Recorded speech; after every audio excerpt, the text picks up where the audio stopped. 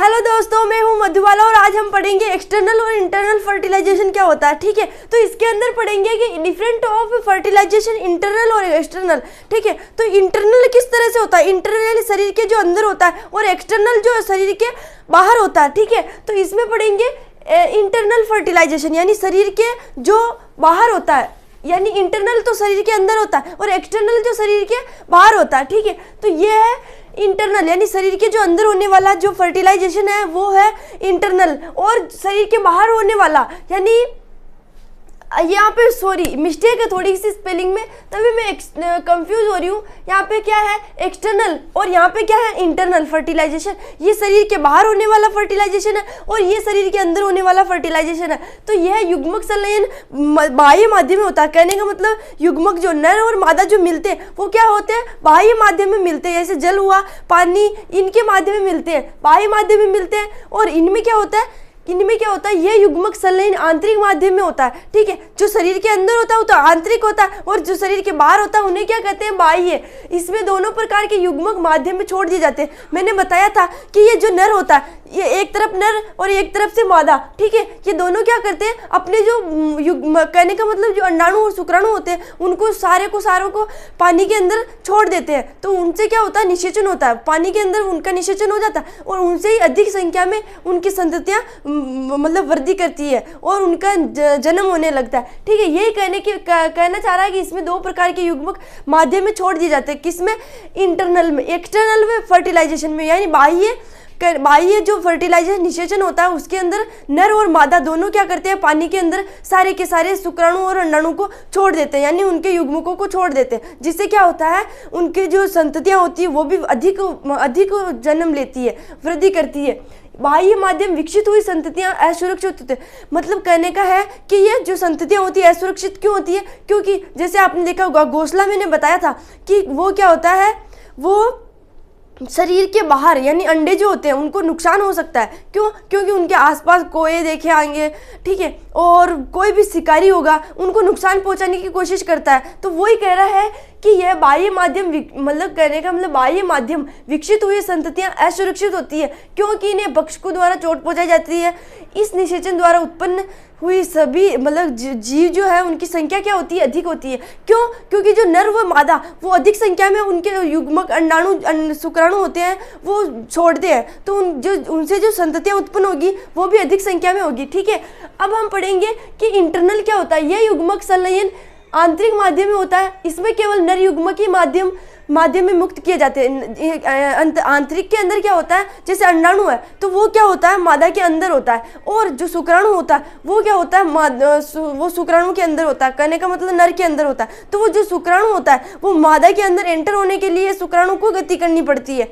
तो यही कह रहा है कि इसमें केवल नर युग्मक ही माध्यम में मुक्त होते हैं। ठीक है, इसमें शुक्राणु जो है वही छोड़े जाते हैं, जिससे क्या होती है, संततियां भी कम होती है। एक संतति का ही जन्म होता है। जैसे मानव है तो मानव के अंदर एक बार में एक संतति का ही जन्म होता है। ठीक है, आंतरिक माध्यम में निषेचन होने के कारण प्राणी अपने प्रारंभिक काल में सुरक्षित रहता है। यानी कहने का मतलब जब से वो माता जो होती है जब से अपने बच्चा उसके पेट में होता है तब तक वो सुरक्षित रहता है। जब तक वो बाहर नहीं आ जाता तब तक सुरक्षित रहता है। वो बड़ा हो जाता है, वो प्रौढ़ हो जाता है तब भी वो सुरक्षित रहता है, और माँ के पेट में होता है तब भी वो सुरक्षित होता है। और इसके अंदर क्या होता है, एक्सटर्नल के अंदर बाह्य के अंदर क्या होता है कि ये जो बच्चा होता है ना वो पहले ही बाहर होता है, तो उनको भक्षकों द्वारा चोट पहुंचाई जा सकती है। उन्हें कोई भी ले जा सकता है, उन्हें कीट छेड़खान कुछ भी कर सकते हैं, उनका कुछ भी हो सकता है, कहीं छूट जाए या बीच में ही रह जाते हैं, ऐसा होता है। इस निषेचन द्वारा उत्पन्न हुई जीवों की संख्या कम होती है। क्यों, क्योंकि जो नर होता है वो भी कम संख्या में अपनी शुक्राणु छोड़ता है मादा के अंदर, तो उनसे जो संततियां उत्पन्न होगी तो वो क्या होती है, वो भी कम ही होगी। अब हम पढ़ेंगे कि अनिषेक जनन क्या होता है, यानी अनिषेक जनन यानी निषेचन के बिना जनन होने वाला जीव क्या होता है, अनिषेक जनन यानी पार्थेजेनोसिस क्या होती है। कहने का मतलब जो एक पौधा होता है, पौधा होता है उसके अंदर बिना बीज के ही एक पौधे का निर्माण होता है, उसे क्या कहते हैं, अनिषेक जनन, यानी बिना निषेचन के ही जन्म होने का। ठीक है, जो केले के अंदर बीज नहीं होते हैं तो भी वो जन्म लेता है, क्यों? क्योंकि उसके अंदर बीज नहीं है, ये अनिषेक जनन है। तो हमें क्वेश्चन पूछ सकता है कि अनिषेक जनन का एक उदाहरण दीजिए, तो पर्टिकुलर ये सेब है, सेब के अंदर बीज नहीं होते हैं। ठीक है, कुछ जीवों जैसे चिपकली व पक्षियों में बगैर युग्मक संलयन के नए जीव विकसित हो जाते हैं। यह घटना मतलब इस घटना को क्या कहते हैं, अनिषेक जनन कहते हैं। यानी चिपकली हुई, पक्षियों हुई, तो ये क्या है, इनके अंदर मतलब बिना निषेचन के ही जीवों का निर्माण होता है, तो ये है अनिषेक जनन। ठीक है, अनिषेक जनन यानी चार्ल्स बोनेट ने एडिस में सर्वप्रथम देखा। कहने का मतलब एफिडस जो है एक जीव है जिसको चार्ल्स बोनेट ने सर्वप्रथम इस जीव के अंदर देखा, किसको, अनिषेक जनन को। ठीक है, तब से ये प्रक्रिया स्टार्ट हुई। ठीक है, कब से हुई, 1745 के आसपास हुई थी, 1745 के आसपास। ठीक है, अब हम पढ़ेंगे कि प्राकृतिक अनिषेचन क्या होता है, मतलब अनिषेक जनन क्या होता है, और कृत्रिम क्या होता है, यानी आर्टिफिशियल क्या होता है और नेचुरल क्या होता है। बिना परागण व निषेचन के जब पुष्प का अंडाशय स्वतः बीज रहित फल में परिवर्तित हो जाता है, यानी कहने का मतलब जो परागकण होते हैं वो क्या होते हैं, बीजाणु होते हैं, और निषेचन क्या होता है, वो भी एक बीजाणु की तरह। ठीक है, तो वो जब कहने का मतलब जब उनके वो दोनों नहीं होंगे, परागकण और निषेचन दोनों नहीं होगा, तब भी एक जीव का निर्माण हो रहा है, तो ये प्राकृतिक है, ये नेचुरल है, ऑटोमेटिक हो रहा है ये। और कृत्रिम क्या है, जैसे आपने देखा होगा दवाइयाँ छिड़कते हैं, तब से दवाएं छिड़कते हैं और उनको मतलब पोषण दिया जाता है, अपने द्वारा दिया जाता है पोषण, तो वो क्या है, कृत्रिम यानी मानव के द्वारा उसको बनाया गया है, मानव के द्वारा। और एक है पर्टिकुलर यानी प्राकृतिक कृत्रिम। प्राकृतिक तो वो हो गया जो ऑटोमेटिक बनता है, और कृत्रिम वो हो गया जो इसको मानव के द्वारा अपने हाथों के द्वारा बनाया जाता है।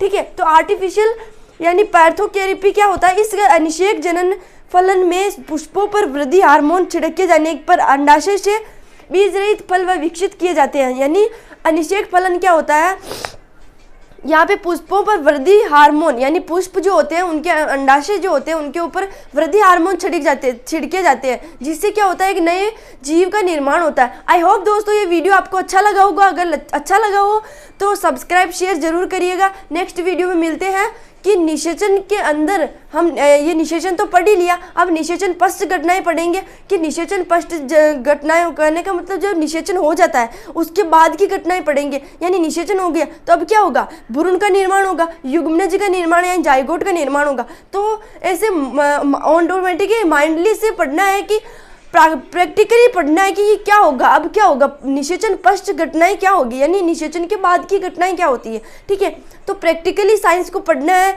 ठीक है दोस्तों, अब हम नेक्स्ट वीडियो में मिलते हैं। धन्यवाद।